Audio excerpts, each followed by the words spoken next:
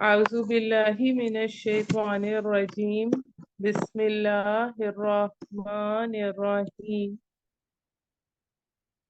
رب اشرح لي صدري ويسر لي أمري واحلل عقدة من لساني يفقهوا قولي رب زدني علما اللهم فقهنا في الدين. سورہ نساء آیت نمبر 15. واللاتی،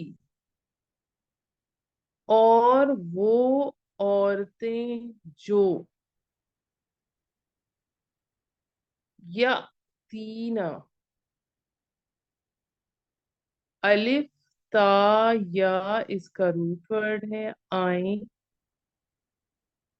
یا کریں، یاتین الفاحشۃ، فحاشی یعنی بدکاری کریں، من نسائکم، تمہاری عورتوں میں سے، فاستشہدوا، شین ہا دال اس کا روٹ ورڈ ہے، تو گواہ لاؤ یا پس گواہ لاؤ، علیہن ان پر. اب چونکہ یہ مؤنث کا جمع کا صیغہ آ رہا ہے اس لیے ہم کی جگہ یہاں ہن آ رہا ہے. ان پر اربعتن، چار، اربعتم منکم تم میں سے، فَإِن پس اگر، شہیدو وہ گواہی دیں، فَأَمْسِكُوهُنَّ، میم سین کاف اس کا روٹ ورڈ ہے تو بند رکھو یا روک لو انہیں. فَأَمْسِكُوهُنَّ تو روک لو انہیں، فی میں، فی البیوتی گھروں میں، حتی یہاں تک کہ، یتوفاہن فوت کر دے انہیں یا اٹھا لے انہیں، واو فا یا اس کا روٹ ورڈ ہے، مؤنث کا جمع کا صیغہ آ رہا ہے، ہن الموت موت، او یا یجعل بنا دے، یجعل اللہ اللہ، لہن ان سب کے لیے، سبیلا کوئی راستہ. واللذان، اب یہ تثنیہ کا صیغہ آ رہا ہے لذی سے، اور دو مرد جو، یاتیانہا، اب یہ تثنیہ کا صیغہ آ رہا ہے تو اس کے لیے دو کا یہاں آئے گا، اس کی ڈیٹیل ہم بعد میں ڈسکس کرتے ہیں. واللذان، اور دو، یاتیانہا، الف تا یا اس کا روٹ ورڈ ہے، وہ دونوں آئیں یا کریں، منکم تم سب میں سے، فآذوہما، اذیت سے ہے، الف زال یا اس کا روٹ ورڈ ہے، تثنیہ کا صیغہ ہے، پس اذیت دو انہیں، فَإِن پس اگر، تابا وہ دونوں توبہ کر لیں، تا واو با اس کا روٹ ورڈ ہے، وَأَصْلَحَ اور اصلاح کر لیں، فَعَارِضُوا پس اعراض کرو ان سے، عین را ضاد اس کا روٹ ورڈ ہے، عنہما ان دونوں سے، ہما بھی تثنیہ کا صیغہ.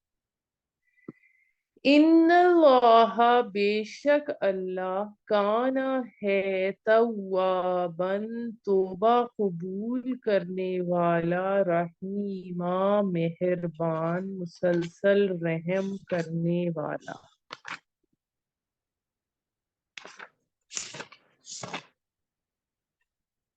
آیت نمبر 17.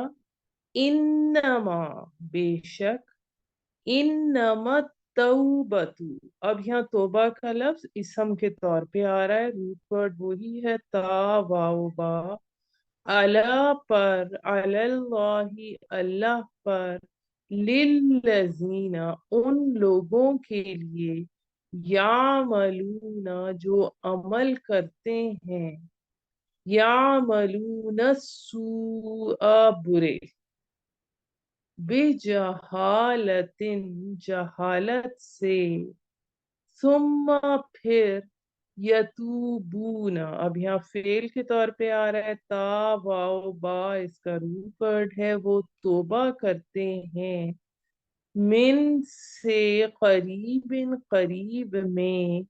फउलाइका तो वही लोग हैं, यतूबू तोबा कबूल करता है, यतूबुल्लाहु अल्लाह अलैहिम उनकी, वकाना और है, कान अल्लाहु अल्लाह अलीमन मुसलसल इल्म वाला, हकीमा हिकमत वाला। वलैसत और नहीं है, वलैसत तौबतु तोबा, लिल्लज़ीना उन लोगों के लिए, यामलूना जो अमल करते हैं, यामलूना सय्यात बुरे, हत्ता यहाँ तक के, इधा जब, हाजरा हाजिर हो जाए, हाजरा इसका रूट वर्ड है और ये फेल है, यानी सामने आ जाए, अहदहुम किसी एक को उनमें से, किसी को उनमें से, अहदहुमुल मौतु मौत, कौला कहता है, इन्नी बेशक मैं, तुबतु अब ता पे पेश मैं को जाहिर कर रहा है, बेशक मैं तौबा करता हूँ, मैंने तौबा की, तुबतुल आन मैंने तौबा की अब, वला और नहीं, वलल्लज़ीना उन लोगों के लिए, यमूतु जो मरते हैं, और हम वो सब, कुफार काफिर हैं। उलाइका यही वो लोग हैं, आतदना आइन ता दाल इसका रूट वर्ड है, तैयार किया है हमने, लहुम उन सब के लिए, अजाबन अजाब, अलीमा दर्दनाक या मुसलसल अलम वाला। आयत नंबर 19, या अय्युहल्लज़ीना आमनू ए लोगो जो ईमान लाए हो, ला नहीं, यहिल्लु हा लाम लाम इसका रूट वर्ड है, हलाल, लकुम तुम सब के लिए, के तरिसु तुम वारिस बन जाओ, वाव वाव रा सा इसका रूट वर्ड है, तरिसुन निसा औरतों के, कर हा कराहत से या जबरदस्ती से, वला और ना, ताजुलू हुन्ना आइन जुआद लाम इसका रूट वर्ड है, तुम रोके रखो उन्हें, ली तजहबू ताकि ले लो, जाल हा बा इसका रूट वर्ड है, बिबाजी साथ बाज के, माँ जो आतई तुमुहुन्ना दिया तुमने उन्हें, फिर मुअन्नस का जमा का सीगा है, अलिफ ता या इसका रूट वर्ड है, इल्ला सिवाय इसके, مگر ان کے یاتینا، الف تا یا اس کا روٹ ورڈ ہے کہ آئیں، بفاحشتن ساتھ فحاشی کے یا بے حیائی کے، مبینہ واضح صریح، وعاشروہن عین شین را اس کا روٹ ورڈ ہے، اور گزر بسر کرو ان کے ساتھ، بالمعروف ساتھ اچھے طریقے کے، معروف طریقے کے، فَإِن پس اگر کرہتموہن تم کو کراہت آئے ان سے یا تم کو نہ بھائیں وہ، فعسا پس شاید، ان پس شاید ان تکرہو کہ تم ناپسند کرو، شیئن ایک چیز، وَيَجْعَلَ اور بنا دے رکھ دے، یجعل اللہ اللہ، فیہ اس میں، خیرن خیر، کثیرا بہت سی، وَإِن اور اگر اردتم، را واو دال اس کا روٹ ورڈ ہے، بدلنا اگر تم چاہو، ارادہ کرو، اردتم استبدال، استبدال کا روٹ ورڈ ہے با دال لام، اور اس کے معنی ہے بدلنا چاہو، زوجن ایک زوج، مکان جگہ، زوجن دوسری زوج کے، وآتیتم اور دے چکے ہو تم، الف تا یا اس کا روٹ ورڈ ہے، احداہن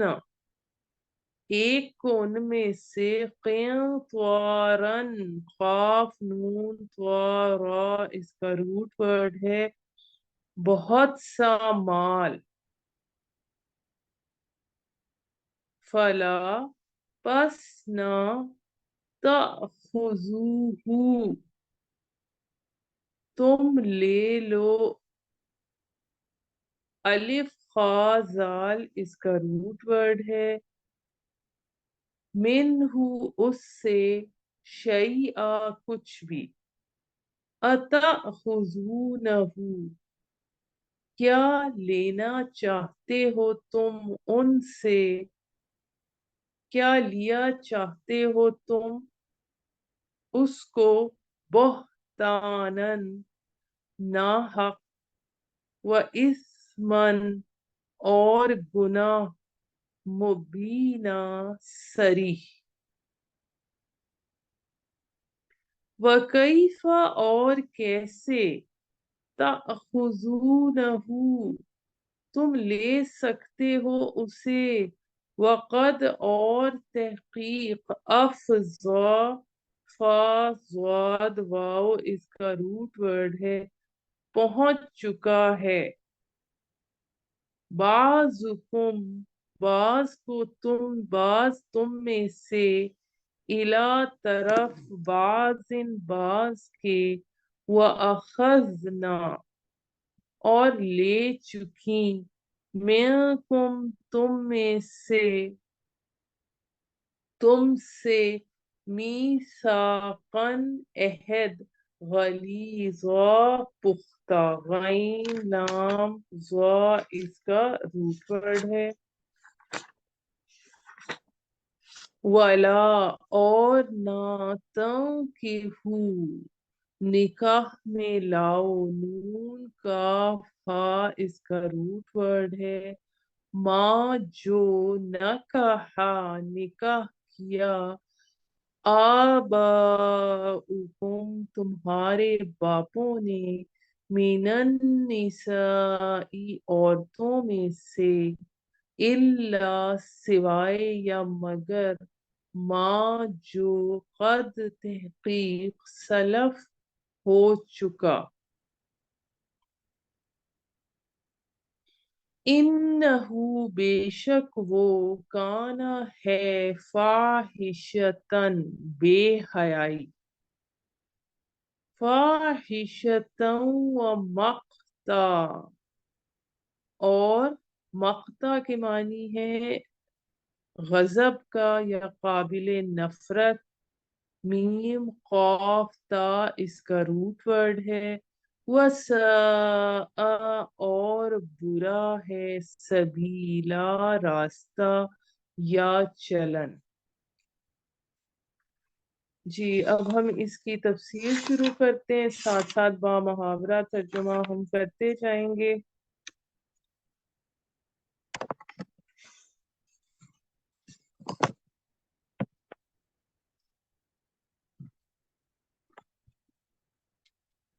जी यहाँ पर हमारे पास अब सूरह निसा में अब जो इस्लामी माशरे की तत्हीर के लिए अहकाम दिए जा रहे हैं। तत्हीर यानी तहारत के लिए, उसे पाक करने के लिए। मुसलमान जब तक मक्का में थे तो वहां कुफार का गलबा था। मदीना में अल्लाह ताला ने मुसलमानों को वो हैसियत दी कि अब वो अपने इज्तमाई मामलात को संवारना शुरू कर दें। चुनाचे इन सूरतों में एक एक करके माशरती मामलात और समाजी मसाइल को जेरे बहस लाया जा रहा है। फिर इस्लामी माशरे में औरत और मर्द की इफ्फत और इस्मत को बुनियादी अहमियत हासिल है। लिहाजा माशरे में जिनसी बेराह रवी की रोकथाम के लिए कुछ इब्तदाई अहकाम यहाँ इस सूरत में आए हैं और इस ज़िम्न में जो तकमीली अहकाम है वो सूरह नूर में आएंगे। वाज़ेह रहे कि माशरती मामलात के हवाले से अहकाम सबसे पहले सूरह निसा में, फिर सूरह अहज़ाब में, फिर सूरह नूर में और फिर सूरह मायदा में बतदरीज आए हैं। लेकिन ये अल्लाह ताला की हिकमत का तकाजा है कि सूरह अहज़ाब और सूरह नूर को मुसहफ में काफी आगे रखा गया है और यहाँ पर सूरह निसा के बाद सूरह मायदा आ गई। अब यहाँ पर ये सूरह निसा की आयत नंबर 15 में आता है, और तुम्हारी औरतों में से जो किसी बेहयाई का इर्तकाब करें तो उन पर अपने में से 4 गवाह लाओ। बस अगर वो गवाही दे दें तो इन औरतों को घरों में बंद कर दो यहाँ तक कि मौत उनको ले जाए और या अल्लाह उनके लिए कोई और रास्ता निकाल दे। अब बदकारी के मुतालिक ये इब्तदाई हुक्म था।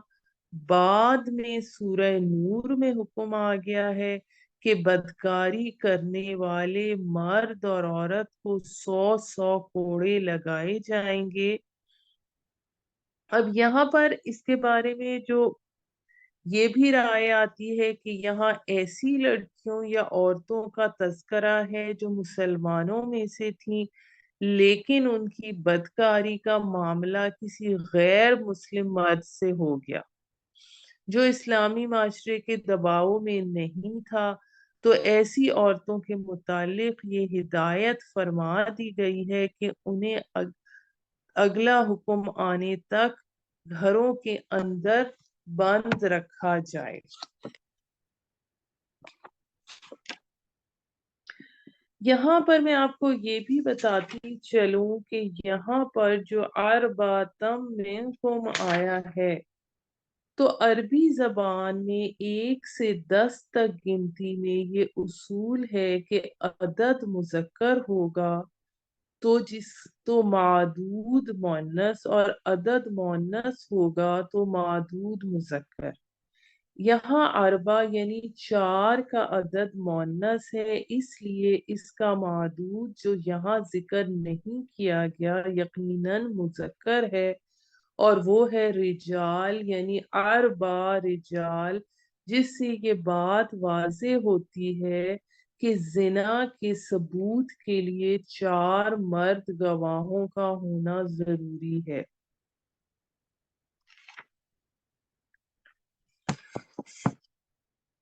फिर इसकी डिटेल के हवाले से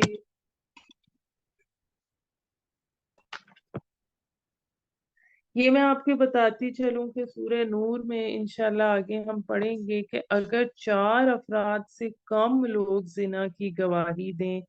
तो उनकी गवाही नामोतबर है, और ऐसी सूरत में मुदई और गवाह सब झूठे करार दिए जाते हैं, और एक मुसलमान पर इल्जाम लगाने की वजह से उन पर हद जारी हो जाती है। फिर बाज उलमा ने इस हवाले से यहाँ ये भी राय दी है कि इस मामले में चूंकि दो अफराद मुलविस होते हैं, मर्द और औरत, तो गोया एक ही मामला दो मामलों के हुक्म में है, इसलिए हर एक मामला दो गवाहों का तकाजा करता है, इसलिए चार गवाह जरूरी होंगे।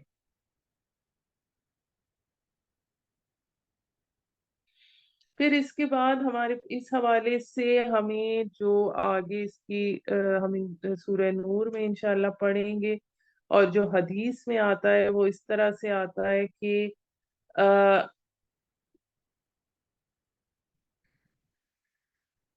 इस तरह से वाक़ आता है कि रसूल सल्लल्लाहु अलैहि वसल्लम ने हजरत मुआज बिन मालिक रजी अल्लाह ताला अन्हो और कबीला अज़दकी की एक औरत पर जिना की हद जारी फरमा दी। चूंकि ये दोनों शादीशुदा थे, इसलिए उनको संसार कर दिया गया था। नीज एक यहूदी को भी जिना की वजह से रजम किया गया था, और उसके हक में ये फैसला तौरात के हुक्म पर किया गया था, जबकि गैर शादीशुदा के लिए सूरह नूर में है हुक्म ये है कि जिनाकार औरत और जिनाकार मर्द में से हर एक को 100 कोड़े मारो।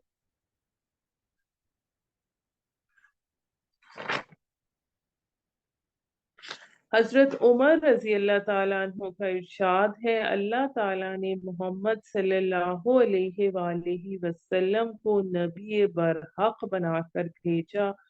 और उन पर किताब भी नाजिल कर दी। जो कुछ वही अल्लाह ताला ने नाजिल फरमाई उसमें रजम की भी आयत थी। रसूल सल्लल्लाहु अलैहि वसल्लम ने रजम किया और हमने भी इसके बाद रजम किया। रजम का हुक्म उस शख्स के लिए साबित है जो जिना करे, और वो शादीशुदा हो, ख्वाह मर्द हो या औरत। तो जो घर में बंद करने का हुक्म था वो तौर हद से नाजिल शरई हद नाजिल होने पर मंसूख हो गया, और अब जिनाकार को 100 कौड़े या रजम का उस हवाले से सजा होगी।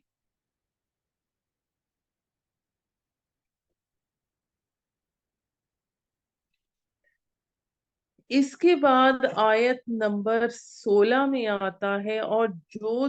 दोनों तुम में से इस बदकारी का इर्तकाब करें तो इन दोनों को ईजा पहुंचाओ। अगर बद फिर अगर वो तौबा कर लें और इस्लाह कर लें तो उनको छोड़ दो, यकीनन अल्लाह बहुत तौबा कबूल फरमाने वाला और रहम करने वाला। अब यहाँ पर अगर बदकारी का इर्तकाब करने वाले मर्द और औरत दोनों मुसलमान हैं तो उन दोनों को अजियत दी जाएगी, यानी उनकी तौहीन तजलील की जाएगी और मारा पीटा जाएगा। अब इस आयत के हवाले से چونکہ اس میں دو کا حوالہ آیا ہے تو اس میں اس کی جو مختلف تفاسیر آئی ہیں، بعض نے اس سے مراد عمل لواطت لیے، یعنی دو مردوں کا آپس میں بدفعلی کرنا، بعض نے کنوارے مرد اور عورت مراد لی ہے، بعض نے شادی شدہ کے لیے اس کو خاص کیا ہے کیونکہ اس میں تسنیہ کا صیغہ استعمال ہوا۔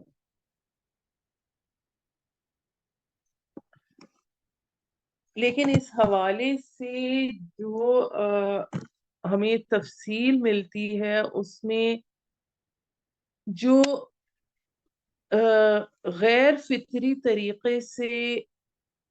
قضاء شہوت کا حکم ہے، اس حوالے سے احادیث میں یہ آتا ہے کہ حضرت ابو ہریرہ رضی اللہ تعالی عنہ سے روایت ہے کہ رسول صلی اللہ علیہ وآلہ وسلم نے فرمایا، اللہ تعالی نے اپنی مخلوق میں سے 7 قسم کے لوگوں پر 7 آسمانوں کے اوپر سے لعنت بھیجی ہے، اور ان 7 میں سے ایک پر 3 دفعہ لعنت بھیجی ہے اور باقی پر 1 دفعہ۔ فرمایا ملعون ہے وہ شخص جو قوم لوط والا عمل کرتا ہے، ملعون ہے وہ شخص جو قوم لوط والا عمل کرتا ہے، ملعون ہے وہ شخص جو قوم لوط والا عمل کرتا ہے۔ پھر ایک اور حدیث میں آتا ہے، حضرت ابو ہریرہ رضی اللہ تعالیٰ عنہ سے روایت ہے کہ رسول صلی اللہ علیہ وآلہ وسلم نے فرمایا، 4 آدمی صبح کے وقت اللہ جل شانہ کے غضب میں ہوتے ہیں، اور شام کو بھی اللہ جل شانہ ان سے ناراض ہوتے ہیں۔ میں نے پوچھا وہ کون ہیں؟ تو آپ نے فرمایا وہ مرد جو عورتوں کی طرح بنتے ہیں، اور وہ عورتیں جو مردوں کی طرح بنتی ہیں، اور وہ شخص جو چوپائے کے ساتھ غیر فطری حرکت کرتا ہے، اور وہ مرد جو مرد سے قضائے شہوت کرتا ہے۔ پھر ایک اور حدیث میں آتا ہے، حضرت ابن عباس رضی اللہ تعالی عنہ سے روایت ہے، فرمایا رسول صلی اللہ علیہ وآلہ وسلم نے ارشاد فرمایا، جس کو تم قوم لوط کی طرح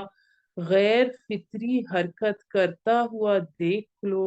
تو فاعل اور مفعول دونوں کو مار ڈالو۔ پھر 4 خلفاء حضرت ابوبکر صدیق، حضرت علی، حضرت عبداللہ بن زبیر اور حشام بن عبد الملک نے اپنے زمانوں میں غیر فطری حرکت کرنے والوں کو آگ میں جلا ڈالا تھا۔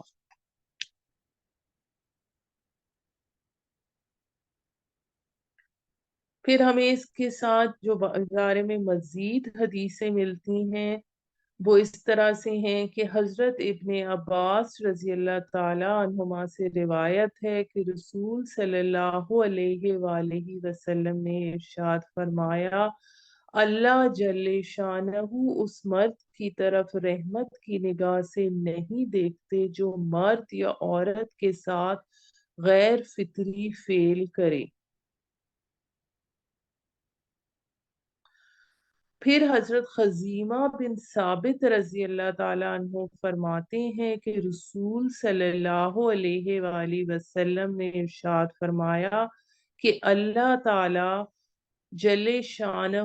حق بات بیان کرنے میں شرم نہیں کرتے۔ یہ الفاظ آپ نے 3 دفعہ ارشاد فرمائے، پھر فرمایا عورتوں کے پاس غیر فطری طریقے سے مت آیا کرو۔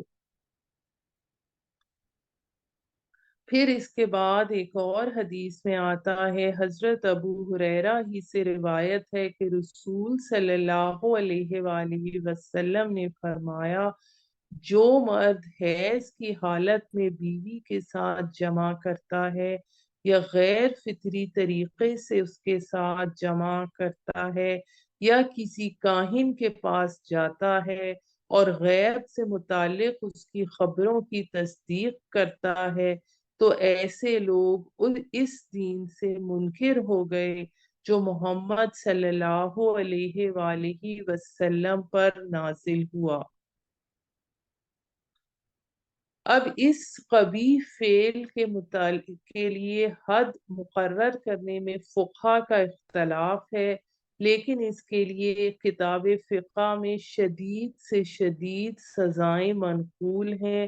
مثلاً آگ میں جلا دینا، دیوار گرا کر کچل دینا، اونچی جگہ سے پھینک کر سنسار کر دینا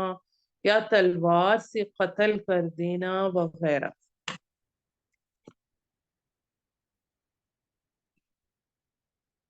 جی، اس کے بعد ہم آیت نمبر 17 کی طرف آتے ہیں۔ اللہ کے ذمے ہے توبہ قبول کرنا ایسے لوگوں کی جو بری حرکت کر بیٹھتے ہیں جہالت اور نادانی میں، پھر جلد ہی توبہ کر لیتے ہیں تو یہی ہیں جن کی توبہ اللہ تعالی قبول فرماتا ہے، اور اللہ باخبر ہے، حکیم اور دانا ہے۔ یوں سمجھیے کہ ایک صاحب ایمان پر بھی ایسا وقت آ سکتا ہے کہ کچھ باہر کے اثرات اس طرح اتنے شدید ہو جائیں یا نفس کے اندر کا ہیجان اسے جذبات سے مغلوب کر دے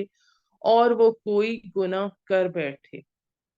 اس کے بعد جیسے ہی اسے ہوش آئے گا تو اس پر شدید ندامت طاری ہوگی اور وہ اللہ کے حضور توبہ کرے گا۔ ایسے شخص کے بارے میں فرمایا گیا کہ اس کی توبہ قبول کرنا اللہ کے ذمے ہے۔ آیت نمبر 18 میں آتا ہے، اور ایسے لوگوں کا کوئی حق نہیں ہے توبہ کا جو برے کام کیے چلے جاتے ہیں یہاں تک کہ جب ان میں سے کسی کی موت کا وقت آ جاتا ہے تو اس وقت وہ کہتا ہے کہ اب میں توبہ کرتا ہوں، اور نہ ان لوگوں کی توبہ ہے جو کفر کی حالت میں ہی مر جاتے ہیں، ایسے لوگوں کے لیے ہم نے دردناک عذاب تیار کر رکھا ہے۔ اب تھوڑا سا ہم ان دونوں آیتوں کے حوالے سے توبہ کو ڈسکس کرتے ہیں۔ اس میں جو ہمارے پاس بجہالتن کا لفظ آیا تو اس سے بظاہر یہ معلوم ہوتا ہے کہ نادانی سے گناہ کیا تو اس کی توبہ قبول ہوگی، اور جان بوجھ کر کرے تو توبہ قبول نہیں ہوگی۔ لیکن صحابہ کرام نے جو تفسیر اس آیت کی بیان کی ہے وہ یہ ہے کہ جہالت سے اس جگہ مراد یہ نہیں ہے کہ اس کو گناہ کے گناہ ہونے کی خبر نہ ہو یا گناہ کا قصد ارادہ نہ ہو، بلکہ مراد یہ ہے کہ اس کو گناہ کے انجام بد اور اخروی عذاب سے غفلت جو ہے اس کی، وہ اس گناہ کے اقدام کا سبب بن گئی ہو۔ وہ گناہ کو گناہ جانتا ہے لیکن غفلت کی وجہ سے اس نے گناہ کر لی۔ ایک تو یہ وجہ ہو گئی گناہ کی، دوسری اس میں رعائی یہ آتی ہے کہ جہالت کے معنی اس جگہ حماقت اور بے وقوفی کے۔ اس حوالے سے جو مختلف صحابہ کرام، مختلف علماء کے اس حوالے سے اقوال آئے ہیں وہ میں آپ کو بتاتی ہوں کہ بندہ جو گناہ کرتا ہے خواہ بلا قصد ہو یا بالقصد، بہرحال جہالت ہے۔ یعنی جو شخص کسی کام میں اللہ تعالی کی نافرمانی کر رہا ہے وہ یہ کام کرتے ہوئے جاہل ہی ہے۔ پھر حدیث میں آتا ہے زنا کرنے والا مومن ہونے کی حالت میں زنا نہیں کرتا، کیونکہ جب وہ زنا کرتا ہے تو اس کے اندر سے ایمان نکل جاتا ہے۔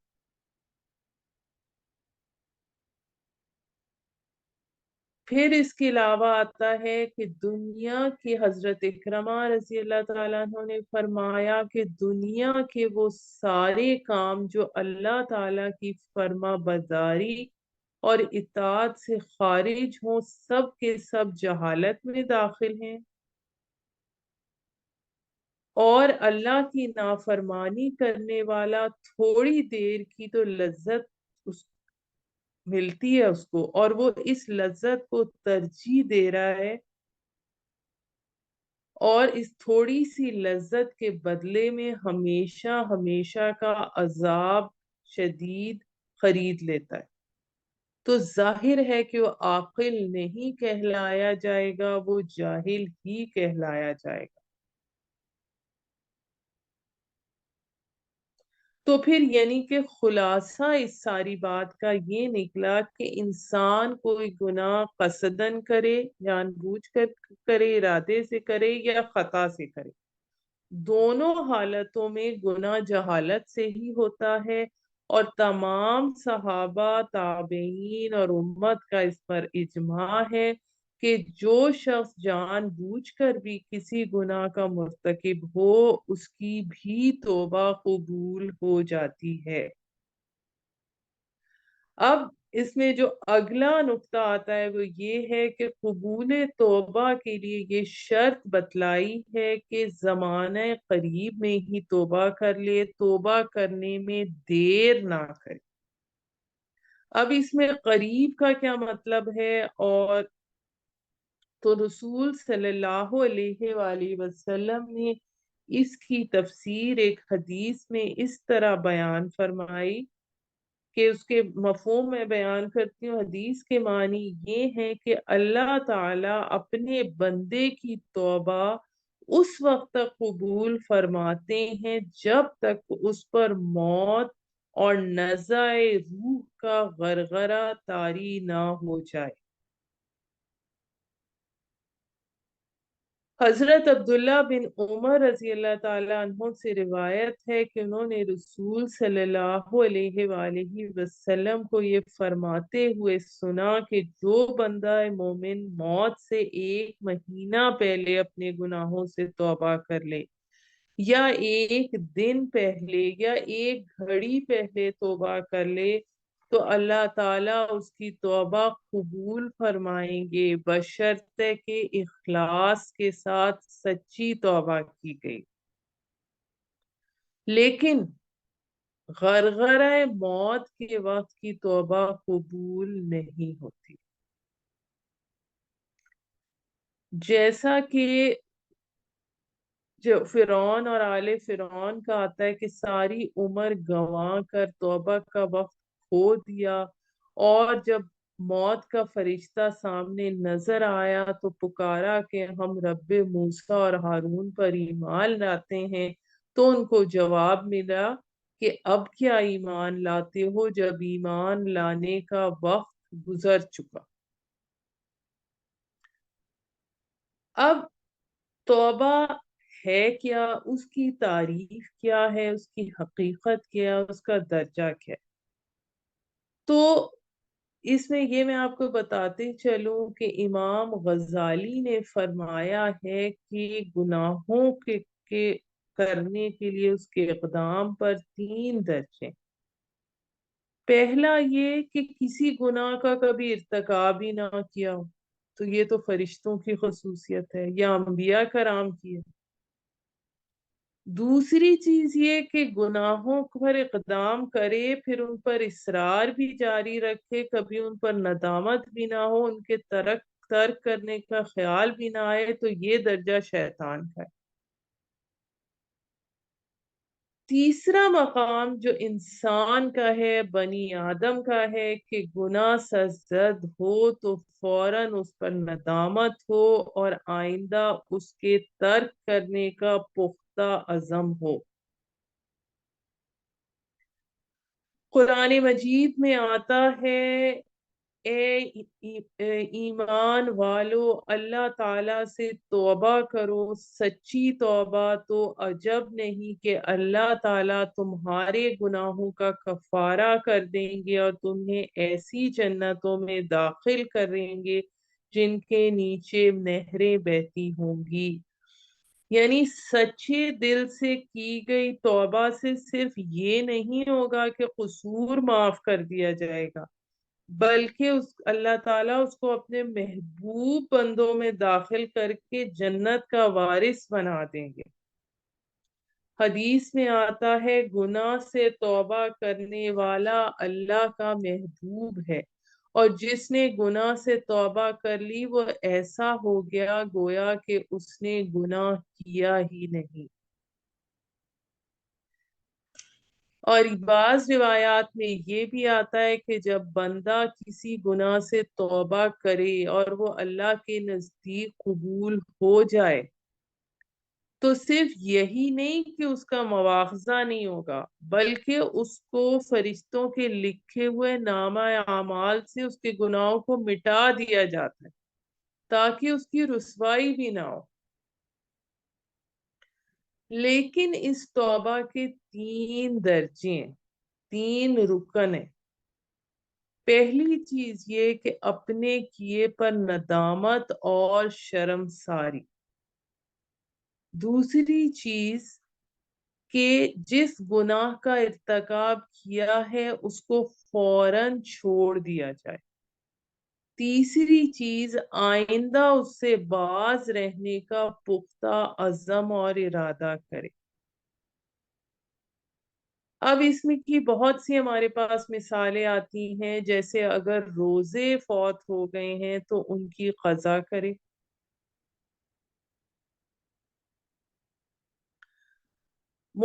इकट्ठे नहीं रख सकते तो मुख्तलिफ औकात में रोजों की कज़ा का एहतमाम करें। फर्ज ज़कात नहीं अदा की तो गुज़िश्ता ज़माने की ज़कात कैलकुलेट करके उसको यकमुश्त अदा करें या आहिस्ता आहिस्ता अदा करें, दोनों सही है। किसी इंसान का हक ले लिया है तो उसको वापस करें, किसी को तकलीफ पहुंचाई है तो उससे माफी तलब करें। लेकिन अगर अपने किए पर नदामत ना हो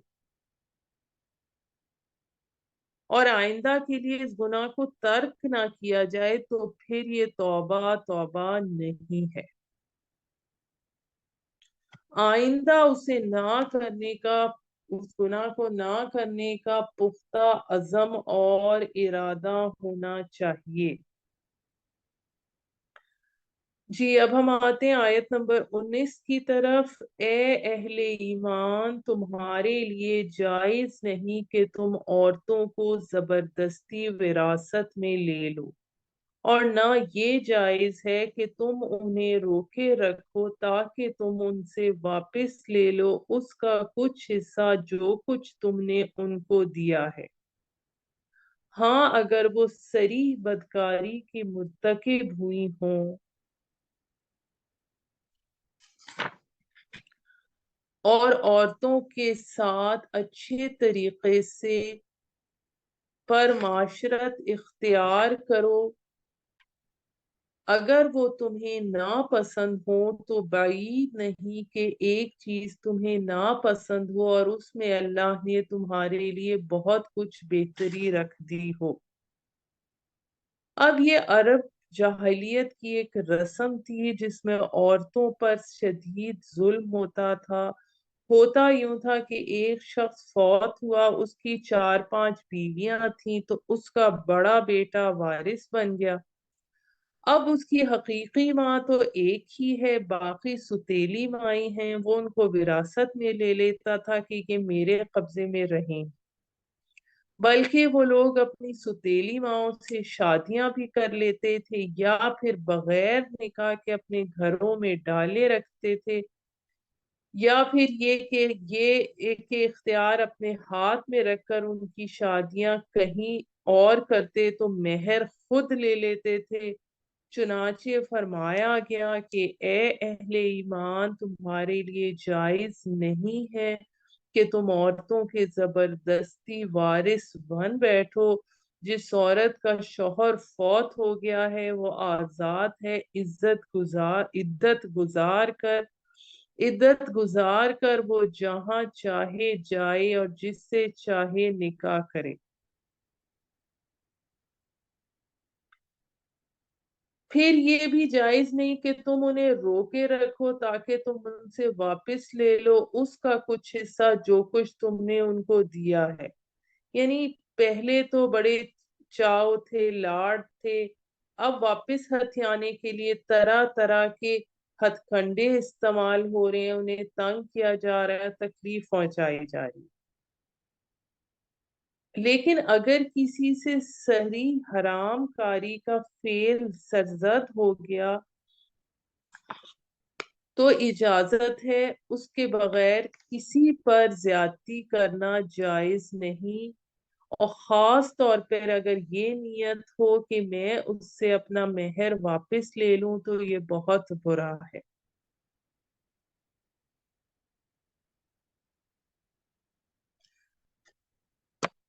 پھر اس میں یہ چیز بھی آتی ہے کہ اگر خاوند کو وہ عورت پسند نہ ہوتی اور اس سے چھٹکارا حاصل کرنا چاہتا تو از خود اس کو طلاق نہ دیتا، جبکہ اسلام نے ایسی صورت میں طلاق کی اجازت دی ہے، بلکہ اسے خوب تنگ کرتا تاکہ وہ مجبور ہو کر حق مہر یا جو کچھ خاوند نے اسے دیا ہے اسے خود واپس لے لے اور اس سے خلاصی حاصل کرنے کو ترجیح دے. اسلام نے اس حرکت کو بھی ظلم قرار دیا ہے. اب یہاں پر یہ جو بفاحشۃ مبینہ کا ورڈ آیا ہے، اس کے معنی کھلی برائی سے مراد بدکاری بھی ہے، بد زبانی بھی ہے اور نافرمانی بھی ہے.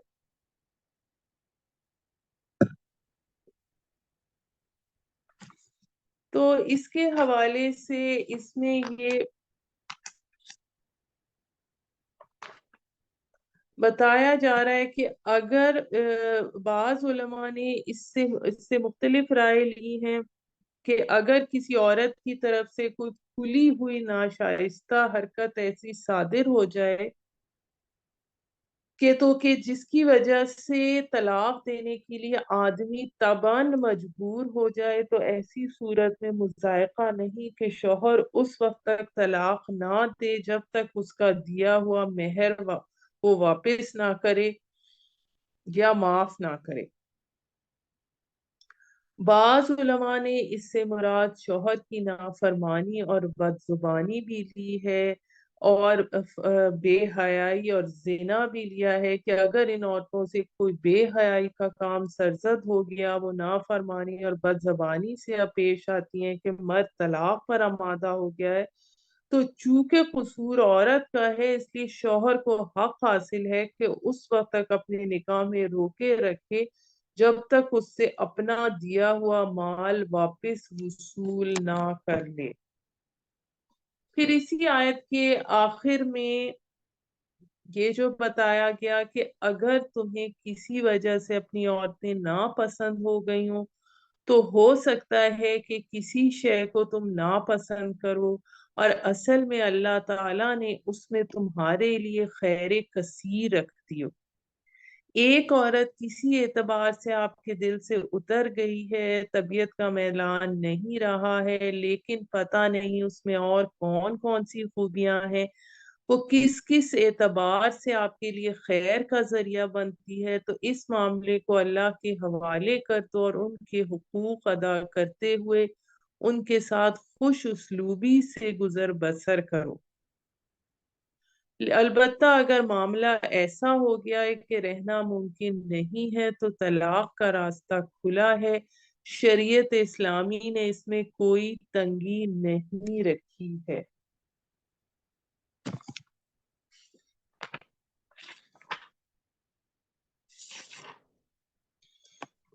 پھر اس کے بعد ہمارے پاس اگلی آیت میں آتا ہے، آیت نمبر 20 میں، اور اگر تمہارا ارادہ ایک بیوی کی جگہ دوسری بیوی لے آنے کا ہو، یعنی اگر تم نے فیصلہ ہی کر لیا ہو تو ان میں سے کسی ایک کو تم نے ڈھیروں مال دیا ہو تو اب ان سے کوئی شے بھی واپس نہ لو. یعنی عورتوں کو تم نے جو مہر دیا تھا وہ ان کا ہے، اب اس میں سے واپس نہیں لے سکتے، کیا تم واپس لوگے بہتان لگا کر اور سری گناہ کے مرتکب ہو کر؟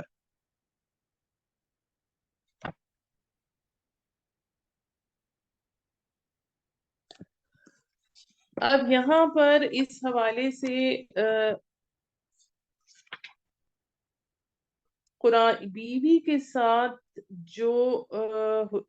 حسن سلوک کا حکم ہے اس کی قرآن مجید میں بڑی تاکید آئی ہے، اور احادیث میں نبی صلی اللہ علیہ وآلہ وسلم نے اس کی بڑی وضاحت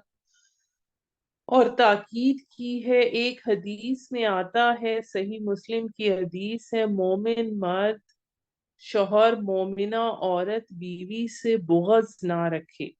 اگر اس کی ایک عادت اسے ناپسند ہے تو دوسری عادت پسندیدہ بھی ہوگی۔ مطلب یہ کہ بے حیائی اور نافرمانی کے علاوہ اگر بیوی میں کچھ اور کوتاہیاں ہیں جس کی وجہ سے شوہر اسے ناپسند کرتا ہو تو جلد بازی کا مظاہرہ کرتے ہوئے طلاق نہ دے بلکہ صبر اور برداشت سے کام لے۔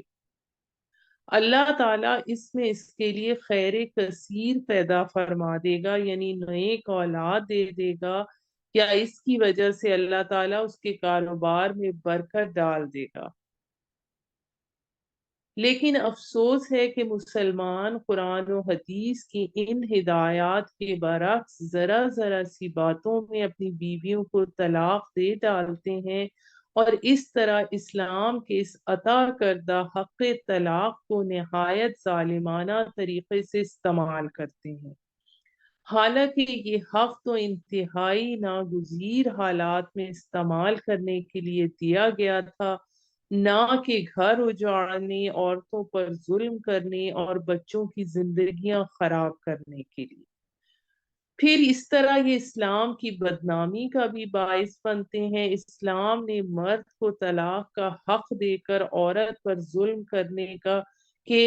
یہ کہ اسلام نے مرد کو طلاق کا حق دے کر عورت پر ظلم کرنے کا اختیار دے دیا ہے۔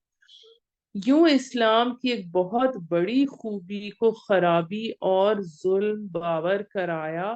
جاتا ہے۔ پھر اس کے بعد ہمارے پاس آیت نمبر 21 میں آتا ہے، تم اسے کیسے واپس لے سکتے ہو جبکہ تم ایک دوسرے کے ساتھ صحبت کر چکے ہو؟ یعنی کچھ عقل کے ناخن لو، شعور اور شرافت کا ثبوت دو، تمہارے درمیان دنیا کا انتہائی قریبی تعلق قائم ہو چکا ہے، وہ تم سے مضبوط قول و قرار لے چکی ہیں، یعنی نکاح کے وقت جو ہوتا ہے، اور مرد جو ہے وہ عورت کے مہر اور نفقے کی ذمہ داری لے لیتا ہے۔ پھر اس کے بعد آیت نمبر 22 میں آتا ہے، اور جن عورتوں سے تمہارے باپ نکاح کر چکے ہوں ان سے تم نکاح مت کرو سوائے اس کے جو ہو چکا، یقیناً یہ بڑی بے حیائی کی بات ہے اور اللہ تعالیٰ کے غضب کو بھڑکانے والی بات ہے اور بہت ہی برا راستہ ہے۔ یعنی پہلے جو جیسے ایام جاہلیت میں ستیلی ماؤں کو نکاح کر کے یا بغیر نکاح کے گھر میں ڈال دیا جاتا تھا، ایسے نکاح کو اس معاشرے میں نکاح مقت کہا جاتا تھا، یعنی بہت ہی برا نکاح ہے۔ اور ظاہر ہے کہ فطرت انسانی بھی ایسے تعلق کو ناپسند کرتی ہے، مگر ان کے ہاں اس کا رواج تھا، تو قرآن مجید نے اس مقام پر اس کا سختی سے سد باب کیا ہے، تو کہ یہ بہت برا راستہ ہے۔ اس کے بعد اگلی آیت میں محرمات ابدیہ کا بیان ہے کہ کن رشتوں میں نکاح کا معاملہ نہیں ہو سکتا، یعنی ایک مرد اپنی کن کن رشتہ دار خواتین سے شادی نہیں کر سکتا۔ سبحان ربک رب العزت عما یصفون والسلام علی المرسلین والحمد للہ رب العالمین۔